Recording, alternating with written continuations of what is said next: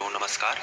NCERT गणित कक्षा 10वीं में आपका एक बार फिर स्वागत है। हम लोग उदाहरण 3 कर रहे हैं, जिसमें दिया गया है दर्शाइए कि एक धनात्मक विषम पूर्णांक 4q + 1 या 4q + 3 के रूप का होता है, जहां q एक पूर्णांक है। तो इसको सॉल्व करते हैं।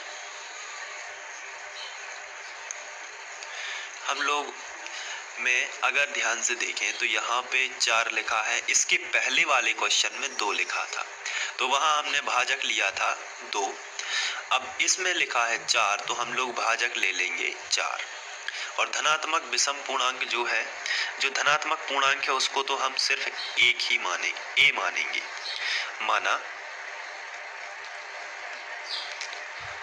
विषम धनात्मक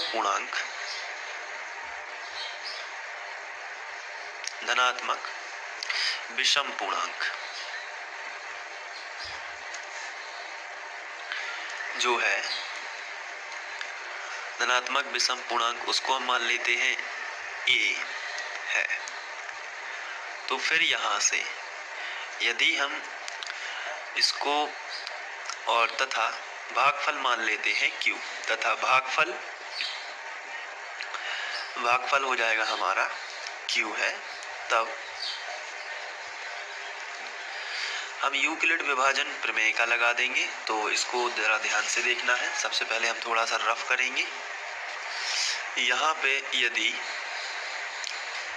कोई भाज्य a है और चूंकि क्वेश्चन में 4q लिखा हुआ है, यदि आप ध्यान से देखें तो 4q का मतलब होता है q तो भागफल होगा, तो 4 जो है वो क्या है, तो आंसर है 4 अपने आप में भाजक है।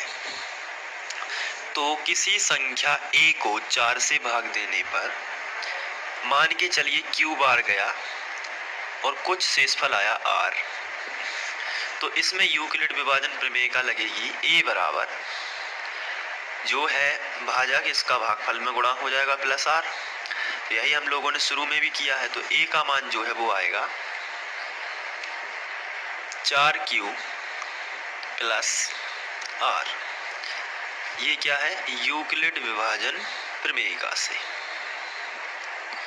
यूक्लिड विभाजन प्रमेयिका।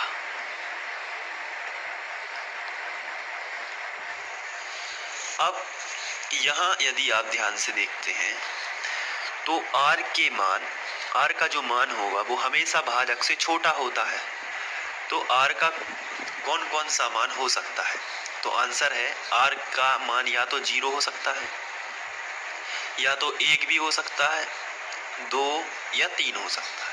इससे ज्यादा नहीं हो सकता, क्योंकि ये हमेशा इस 4 से कैसा रहेगा, छोटा। तो r के ये 4 मान हो सकते हैं, जहां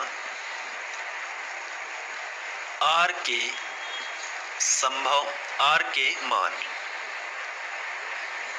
के मान 0, 1, 2, 3 हो सकते हैं। तो ये r के मान हो सकते हैं। इस हिसाब से a के संभव मान,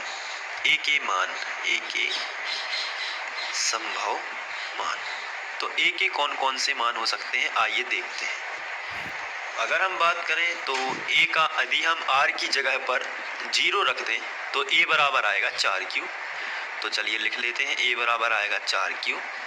अगर हम r की जगह पर 1 रख दें तो a बराबर आएगा 4q + 1।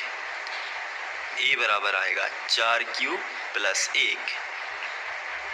अगर हम r की जगह पर 2 रख दें तो a का मान आएगा, a बराबर आएगा 4q + 2। और अगर r की जगह पर 3 रख दें तो a बराबर आएगा 4q + 3। ये r के 4 मान आ सकते हैं। अब इन 4 मानों में हमें ये दर्शाना है कि प्रत्येक धनात्मक विषम पूर्णांक 4q, विषम पूर्णांक आपको ध्यान रखना है, विषम पूर्णांक 4q-1 या 4q-3 के रूप का होता है। तो आपको यहाँ देखना है, यहाँ 4q-1 एवं 4q-3 2 से पूर्णतः विभाजित नहीं है, 2 से पूर्णतः विभाजित नहीं है।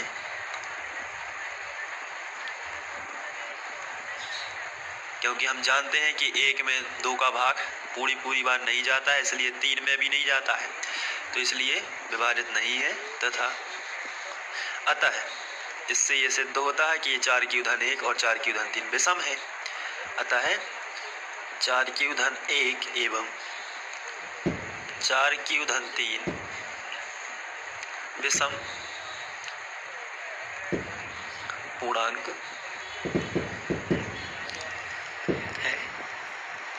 इस तरीके से ये क्वेश्चन सॉल्व हो जाता है। बहुत ही सिंपल क्वेश्चन है, तो आप इसको बहुत आसानी से कर सकते हैं। Thank you.